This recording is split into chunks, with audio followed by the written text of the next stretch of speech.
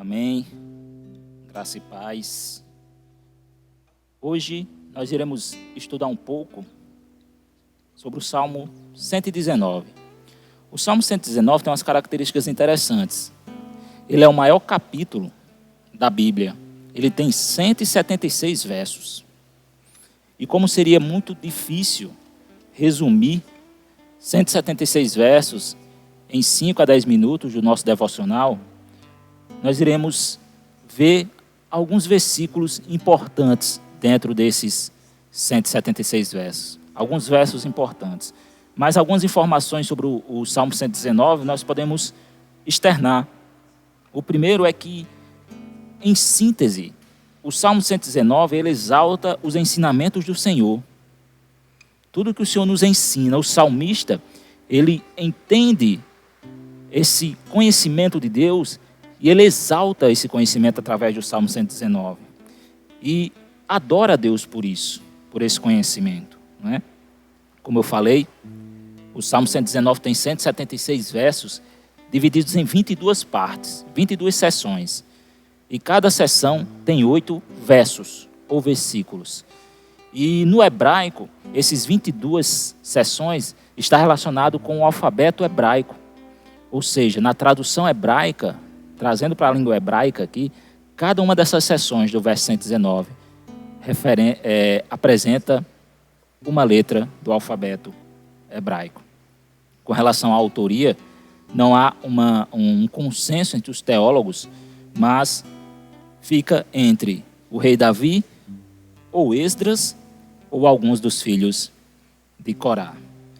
Então, vamos iniciar o nosso estudo e uma reflexão acerca do Salmo 119. O verso 11 diz assim: guardo no coração as tuas palavras para não pecar contra ti. Então esse verso, ele mostra que o salmista, ele entende a grandeza de Deus, os ensinamentos de Deus e declara que guarda esses ensinamentos no coração e que esse ato de guardar a palavra de Deus no coração evita de pecarmos. Então isso é uma lição importante que o Salmo 119 nos traz. Outro ensinamento, outro verso, se encontra no 36, que diz assim: ensina-me, Senhor, o caminho dos teus decretos, e eu os seguirei até o fim. Então esse verso ele diz que quando nós estamos no caminho do Senhor, quando Deus nos ensina o caminho, não é? Os seus decretos, o próprio Deus, ele nos dá força para continuar firme até o fim, seguir até o fim dessa caminhada. O verso 41 diz assim: venham também sobre mim as tuas misericórdias, Senhor, e a tua salvação segundo a tua promessa. Então o salmista aqui, ele clama a Deus, né, que Deus cubra a vida dele com misericórdia. É o que nós também precisamos a cada dia, das ricas misericórdias do Senhor. O verso 71 diz assim: foi-me bom ter passado pela aflição para que aprendesse os teus decretos. Olha que importante lição, né? O salmista diz que foi bom ter passado por aflições para que aprendesse os teus decretos. Então, muitas vezes, Deus ele nos permite passar por situações adversas, nos permite passar por situações difíceis para que possamos aprender algo. Então, nós temos que ter essa sensibilidade e aprender aquilo que Deus tem a nos ensinar com relação a algumas situações difíceis da nossa vida. O verso 90 diz: a tua fidelidade estende-se de geração em geração, fundaste a terra e ela permanece. Então o verso 90 nos ensina que Deus é aquele que sustenta a história, é aquele que sustenta o mundo, é aquele que formou do pó o ser humano e que todos os aspectos do ser humano estão sob o controle de Deus. O verso 98 diz: os teus mandamentos me fazem mais sábio do que os meus inimigos, porque aqueles eu os tenho sempre comigo. Então, o verso 98 é esplendoroso nisso aqui, não é? Ele diz que a palavra de Deus, os ensinamentos de Deus nos torna mais sábios do que os nossos inimigos. Quem é seu inimigo? Quem é que tem te afrontado? Quem é que tem colocado dificuldade na sua vida? Saiba que quando você toma posse da palavra de Deus, do conhecimento de Deus, você se torna mais sábio do que eles. Isso é muito importante na nossa vida.